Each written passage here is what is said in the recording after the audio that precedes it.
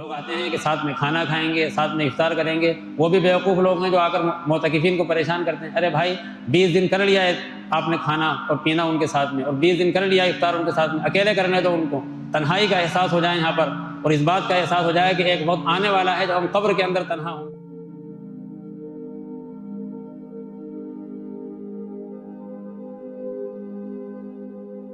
محترم بزرگوں اور عزیز دوستوں، جیسا کہ ہم جانتے ہیں کہ الحمدللہ آج سے وہ مبارک سلسلہ شروع ہوگا، بلکہ ہو چکا ہے، جس موقع کا انتظار ہر مسلمان کو بڑی بےتابی سے ہوتا ہے۔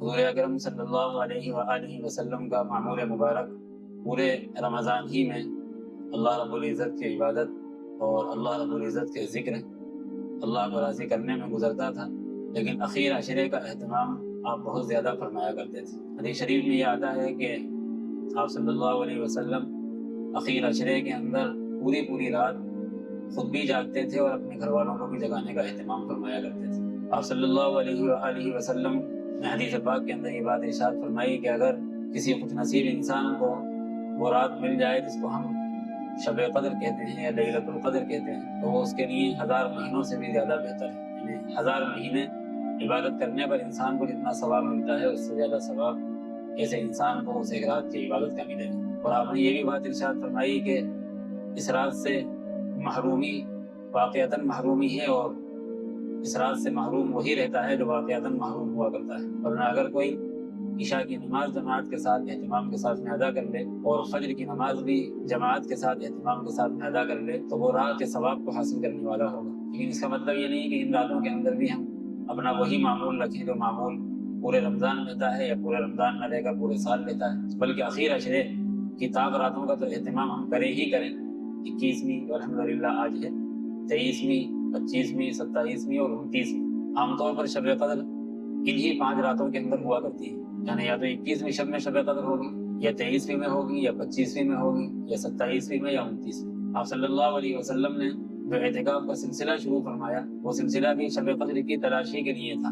روایتوں کے اندر آتا ہے کہ جب آپ نے اعتکاف کرنا شروع فرمایا تو آپ نے پہلے عشرے کا اعتکاف فرمایا، اور پہلے عشرے کا اعتکاف فرمانے کے بعد پھر دوسرے عشرے کا اعتکاف بھی فرمایا، اور پھر آپ نے اپنے ان ساتھیوں سے جو اعتکاف میں مشغول تھے آپ کے ساتھ میں یہ بات ارشاد فرمائی کہ جو لوگ میرے ساتھ اعتکاف کر رہے تھے اب وہ اخیر عشرے کا اعتکاف بھی کریں، کیونکہ مجھے یہ بتایا گیا ہے، یعنی کسی فرشتے نے یہ بات بتائی ہے کہ یہ رات اسی عشرے کے اندر ہوگی۔ آپ صلی اللہ علیہ وسلم نے پہلی مرتبہ جب اعتکاف فرمایا تو پورے مہینے کا اعتکاف فرمایا، اور جب اخیر مرتبہ آپ نے اعتکاف فرمایا جو آپ کا اخیر اعتکاف تھا تو آپ نے 20 دن کا فرمایا۔ وجہ اس کی یہ تھی کہ ایک اعتکاف آپ کا کسی مجبوری کی وجہ سے چھوٹ گیا تھا تو آپ نے اپنے اس ثواب کو حاصل کرنے کے لیے اور اپنے اس وظیفے کو اور ذمہ داری کو پورا کرنے کے لیے مزید 20 دن کا اعتکاف فرما لیا، ورنہ عام طور پر پوری زندگی آپ کا معمول 10 دن کے اعتکاف کا رہا جو اخیر عشرے کا اعتکاف ہوا کرتا تھا۔ اور یہ اعتکاف صرف اور صرف اس لیے تھا تاکہ شب قدر انسان کو حاصل ہو جائے۔ آپ صلی اللہ علیہ وآلہ وسلم نے اعتکاف فرمایا اور صحابہ نے اس کی فضیلتیں بیان فرمائی۔ حدیث شریف میں آتا ہے کہ اگر کوئی ایک دن کا اعتکاف اللہ رب العزت کو راضی کرنے کے لیے کرے گا تو اللہ تعالیٰ اس کے درمیان اور جہنم کے درمیان 7 خندقیں حائل فرما دیں گے۔ بہت فضیلت کی چیز ہے کہ انسان اپنی تمام ضروریات کو ترک کر کے اپنے گھر والوں سے لا تعلق ہو کر اپنے تمام متعلقین کو چھوڑ کر اپنے آپ کو اللہ کے در پر لا کر ڈال دے۔ اعتکاف یہ سنت ہے، اور سنت بھی علی الکفایہ ہے۔ اس کا مطلب یہ ہوتا ہے کہ اگر بڑے محلے کی کسی ایک مسجد میں یا پورے گاؤں کی ایک مسجد کے اندر اعتکاف کوئی ایک آدمی کر لے تو تمام محلے کی طرف سے اور تمام گاؤں کی طرف سے وہ ذمہ داری جو سنت کی ہے ادا ہو جاتی ہے۔ اور اگر کوئی بھی اعتکاف میں نہیں بیٹھتا ہے پورے محلے میں، بڑے محلے کی کسی ایک مسجد میں یا گاؤں کے اندر پورے گاؤں کی ایک مسجد میں کوئی بھی اعتکاف نہیں کرتا ہے تو تمام کے تمام لوگ گناہگار ہیں۔ اور اعتکاف کرنے والا کوئی ضروری نہیں ہے کہ محلے کا یا گاؤں کا ہو، اگر کوئی غیر بھی آ کر اعتکاف کر لیتا ہے تو وہ اعتکاف کی سنت اس مسجد کے اندر کرنے سے ادا ہو جائے گی۔ لیکن اعتکاف بھی آداب کے ساتھ میں کیا جائے۔ جو اعتکاف ہم لوگ کرتے ہیں اس کے اندر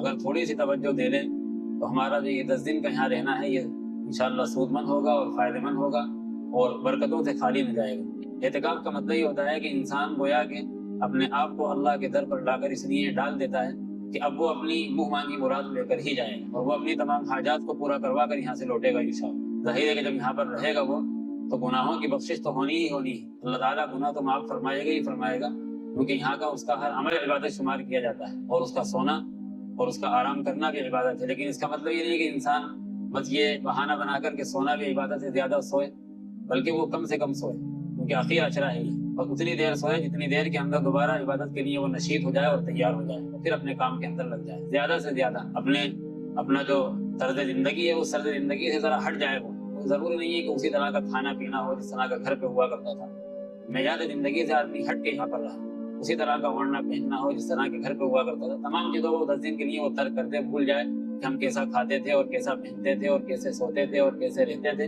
یہاں پر تو صرف اور صرف اپنے آپ کو اللہ کے لیے ڈال، اور یہ طے کر لے کہ ہمیں یہاں سے انشاءاللہ کچھ لے کر جانا ہے۔ وہ پہلے ہی دن اگر ارادے کے ساتھ میں یہاں پر ٹھہرنے کا اہتمام کرے گا تو اللہ تعالیٰ اس کے لیے دن بدن ترقی کے راستے کھول دے گا اور آسان کر دے گا اللہ کے در سے لینا اس کے لیے۔ اور اگر ہم نے پہلے ہی دن اس کا اہتمام نہ کیا، اپنی مرضی سے ہم نے اعتکاف کیا، اپنی مرضی کا ہم نے کھایا، یہاں بھی ہمارے اسٹینڈرڈ کے اندر کوئی کمی نہیں آئی، ہم اسی طرح پہنیں گے، اسی طرح روئیں گے، اسی طرح صبح شام نہائیں گے، اسی طرح ہماری زندگی کے اندر کوئی فرق نہیں آئے گا، تو پھر یہ اعتکاف اللہ کے لیے نہیں ہوگا، بس یہ تو اپنے گھر والوں کو چھوڑ کر کچھ دن کے لیے مسجد کے اندر آ جانا ہے۔ تو اہتمام کے ساتھ میں ہم اعتکاف کریں یہاں پر، تو زیادہ سے زیادہ وقت ہمیں جس چیز سے مناسبت ہو اس کے اندر گزاریں۔ کسی کو مناسبت تلاوت سے ہوتی ہے، تلاوت کے اندر گزاریں، کسی کو مناسبت کسی اور ذکر کے اندر ہوتی ہے، وہ ذکر کے اندر گزارے۔ بہرحال جس چیز سے مناسبت ہو، اللہ رب العزت نے اپنے تک آنے کے بہت سے راستے رکھے ہیں، سب سے افضل طریقہ تو قرآن کریم کا ہے۔ اگر انسان قرآن کریم سے مناسبت رکھتا ہے اور اس کے ساتھ میں شغل رکھنا چاہتا ہے تو بہت اعلیٰ درجے کی چیز ہے، ورنہ جس چیز سے اس کو مناسبت ہے وہ اس کام کے اندر لگ جائے، ہر چیز کو بھول جائے۔ مظاہر العلوم سہارنپور کے اندر لوگ رمضان گزارنے کے لیے آیا کرتے تھے، اور وہاں پر وہ زمانہ تھا جب حضرت شیخ رحمۃ اللہ علیہ ہوا کرتے تھے، حضرت شیخ زکریا رحمۃ اللہ علیہ، شیخ الحدیث مولانا زکریا صاحب رحمۃ اللہ علیہ کا زمانہ تھا۔ اس زمانے کے اندر مولانا علی میاں صاحب بھی وہاں پر تشریف لے جایا کرتے تھے، اور ان لوگوں کے درمیان جو وہاں پر رمضان گزارنے آیا کرتے تھے حضرت کے ساتھ میں کچھ بیانات بھی ہوتے تھے۔ مظاہر العلوم سہارنپور کا جو موقع ہے وہ ایسا ہے کہ بالکل روڈ پر ہے وہ، تو حضرت اپنی تقریر کے اندر فرمایا کرتے تھے اپنے ساتھ رمضان گزارنے والوں کے لیے کہ بھائی دیکھو یہاں سے جاؤ تو ایسا نہ ہو کہ کوئی مداری مل جائے اور مداری کھیل دکھا رہا ہو، اس کھیل کے اندر تم کھڑے ہو جاؤ، اس سے بچنا۔ روڈ کے اوپر مداری ہوا کرتے تھے کھیل دکھانے والے، ذرا سی دیر کے اندر انسان کہیں سے کہیں پہنچ جاتا ہے، اور پھر تھوڑی دیر اس نے کھیل دیکھا، پھر وہی اس کے دماغ اور ذہن کے اندر گھومتا رہتا ہے۔ پھر ایک موقع پر حضرت مولانا علی میاں صاحب نے تقریر فرمائی، تو اسی تقریر کو آگے بڑھاتے ہوئے ارشاد فرمایا کہ اب تو مداری، پہلے تو مداری یہ تھا کہ کسی وقت آیا کرتا تھا، آج کل تو مداری ہر جگہ موجود ہے۔ اور انہوں نے اشارہ کیا ٹاکیز کی طرف کہ ایسا نہ ہو کہ تم یہاں پر آئے ہو اعتکاف گزارنے کے لیے، رمضان گزارنے کے لیے، اور تم کچھ دیر کے لیے کہیں چلے جاؤ اور تمہاری توجہ یہاں سے ہٹ جائے۔ تو اس وقت انہوں نے توجہ دلائی تھی کہ کوئی ایسا کام نہ ہو جو لغو کر دے تمہارے اس یہاں رہنے کو اور ٹھہرنے کو۔ یہاں پر آج اگر ہم غور کریں تو ہم میں سے ہر ایک کے پاس مداری جیب کے اندر رکھا ہوگا۔ یہ موبائل سب سے بڑا مداری ہے، اس کے اندر انسان جب مشغول ہوتا ہے تو وہ ہر چیز کو بھول جاتا ہے کہ ہم کیا ہیں اور کہاں پر ہیں۔ اس لیے میں یہ تو نہیں کہتا کہ آپ وہ کریں جو میں کہتا ہوں، لیکن میری تمنا یہ ہے اگر میں اعتکاف کرتا تو ایسے ہی کرتا کہ اس پورے اعتکاف کے اندر تو کم سے کم اللہ کے لیے موبائل بند کر، زیادہ بہتری اسی کے اندر ہے۔ کوئی ایسی چیز اٹکے گی نہیں انشاءاللہ۔ آج کل تو لوگ آنے جانے والے ہیں، سب کام ہوتا رہتا ہے، اور اگر کوئی ضرورت کی چیز آپ کو لگے تو فون کھول کر بات کر لیں، لیکن فون اگر چالو رہے گا تو ایسا نہیں ہو سکتا کہ اس فون کے اندر مجبور ہوئے بغیر آپ رہ سکیں، اس کے اندر مجبور ہوں گے ہی۔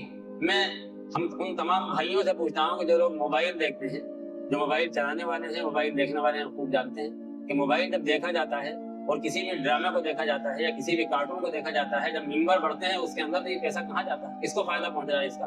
کیا مکے کو فائدہ پہنچ رہا ہے؟ کیا مدینے کو فائدہ پہنچ رہا ہے؟ کیا بیت المقدس کو فائدہ پہنچ رہا ہے؟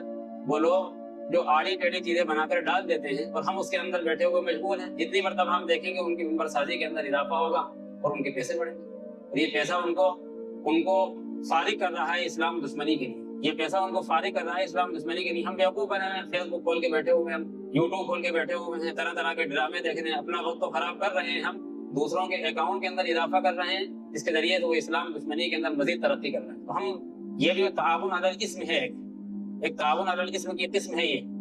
تو قرآن کریم میں کہا گیا ہے کہ وتعاونوا علی البر والتقوی ولا تعاونوا علی الاسم والعدوان، نیکی کے کاموں کے اندر ایک دوسرے کا تعاون کرو، لیکن ایسا نہ ہو کہ گناہ کے کاموں کے اندر دوسرے کا تعاون کرنے والے بن جاؤ۔ ہم سمجھ نہیں پاتے کہ یہ موبائل ہو کیا رہا ہے، بات کہاں تک جا رہی ہے، اپنی زندگی تباہ نہیں ہو رہی، اپنا وقت ہی خراب نہیں ہو رہا، بلکہ اسلام کے دشمنوں کو اس سے تقویت پہنچ رہی ہے اور تقویت مل رہی ہے کسی نہ کسی درجے سے۔ میں نے پہلے بھی یہ بات عرض کی تھی کہ موبائل ایک ضرورت ہے، اس کو ضرورت کی حد تک استعمال کرے انسان، اور یہ ضرورت یہاں پر بھی ترک کر دی جائے اعتکاف میں، تبھی جا کر انشاءاللہ فائدہ ہوگا۔ اگر انسان نے موبائل کو اپنی مجبوری بنا لیا تو یہ مجبوری انسان کو نہ تو گھر کے اندر فائدہ پہنچانے دے گی اور نہ اعتکاف کے اندر فائدہ پہنچانے دے گی۔ یہ اعتکاف ہم اللہ کے لیے کریں گے انشاءاللہ. ہم ان چیزوں کا خیال رکھیں گے جو چیزیں اعتکاف کو خراب کر دیتی ہیں, اور انشاءاللہ ہم زیادہ سے زیادہ یہاں پر وقت کام میں لانے کی کوشش کریں گے. اگر آرام کا تقاضا ہے آرام کریں گے. ہم بات چیت نہیں کریں گے باہر بیٹھ کے. اگر کوئی ضروری بات چیت ہے تو اعتکاف کی جو جگہ ہے معتکف ہے اسی کے اندر بیٹھ کے بات چیت کریں, باہر بیٹھ کے کسی سے بات چیت نہ کریں. کوئی اگر ملنے کے لیے بھی آ رہا ہے تو معذرت کر لیں, سلام دعا کی حد تک تعلق رکھیں, ہر چیز سے کٹ جائیں انشاءاللہ, تو پھر اس اعتکاف کا فائدہ ایک الگ ہی ہوگا.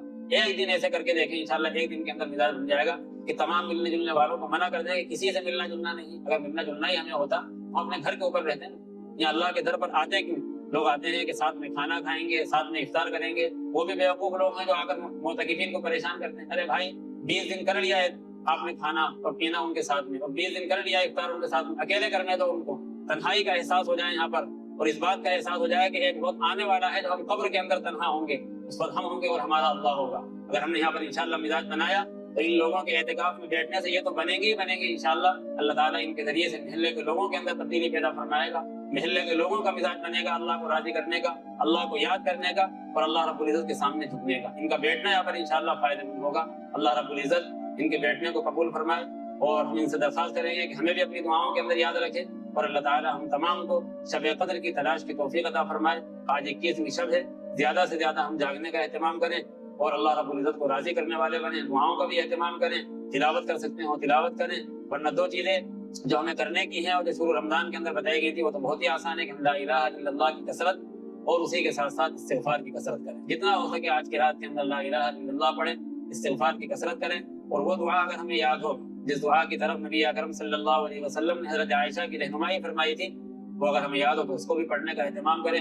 حضرت عائشہ صدیقہ رضی اللہ تعالی عنہا نے آپ صلی اللہ علیہ وسلم سے دریافت کیا تھا کہ اللہ کے رسول, اگر مجھے معلوم ہو جائے کہ آج شب قدر ہے تو کون سی دعا مانگوں؟ آپ پر قربان جائے, ساری انسانیت قربان جائے, آپ نے معمولی سی چیز بتائی اور اس کے اندر خزانہ ہے انسان کے لیے ہر چیز کا. اللہم انک عفو تحب العفو فاعف عنی. چھوٹی سی دعا ہے, ہم جتنا ہو سکے, چاہے شب قدر ہمیں معلوم ہو نہ ہو, کبھی کبھی انسان کو اندازہ بھی ہو جاتا ہے کہ آج شب قدر معلوم ہو رہی ہے, لیکن معلوم ہو نہ ہو ان 5 راتوں کا تو ہم اہتمام کریں کہ جتنا ہو سکے لا الہ الا اللہ, جتنا ہو سکے استغفر اللہ, اور جتنا ہو سکے اللہم انک عفو تحب العفو فاعف عنی. اپنے لیے دعائیں کریں, جو لوگ ہمارے متعلقین دنیا سے چلے گئے ان کی مغفرت کے لیے دعا کریں, جو ہمارے بڑے موجود ہیں ان کے لیے دعائیں کریں, اور اپنی نسلوں کے لیے دعا کریں کہ اللہ تعالیٰ ان کو اور ہمیں ایمان پر باقی رکھے, ایمان کی سلامتی عطا فرمائے. کیونکہ آج فتنوں کا دور شروع ہو چکا ہے, اس فتنے سے بچنا انسان کے لیے مشکل ہو گیا ہے. اور فتنوں کے دور کے اندر اگر انسان کو کوئی چیز رہنمائی کے طور پر آگے لے جا سکتی ہے, اور کوئی چیز اس کو رہنما بن کر ساتھ کوئی چیز اس کی رہنمائی کر سکتی ہے, تو وہ اس کے ایمان کی قوت ہے. بس اللہ رب العزت سے ایمان کی قوت مانگے.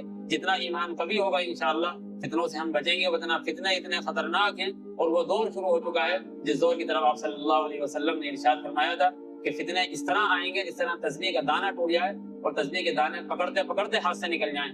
آج فتنے اس طرح ہیں کہ ہم دیکھتے ہیں کہ ایک فتنہ, صبح اٹھیں تو دوسرا فتنہ, عصر ہوتی ہے تو تیسرا فتنہ, اور شام ہوتی ہے تو چوتھا فتنہ. ہر دن انسان کے ایمان اور اس کے اسلام پر حملے ہو رہے ہیں. اللہ رب العزت سے اس کی توفیق مانگے کہ ہمارا ایمان مضبوط ہو, اور ان کاموں کی اللہ تعالیٰ سے توفیق مارے جو ایمان کو مضبوط کرنے والے ہیں. اللہ رب العزت مجھے بھی توفیق سے نوازے اور آپ کو بھی. آمین. وآخر دعوانا الحمد للہ رب العالمین.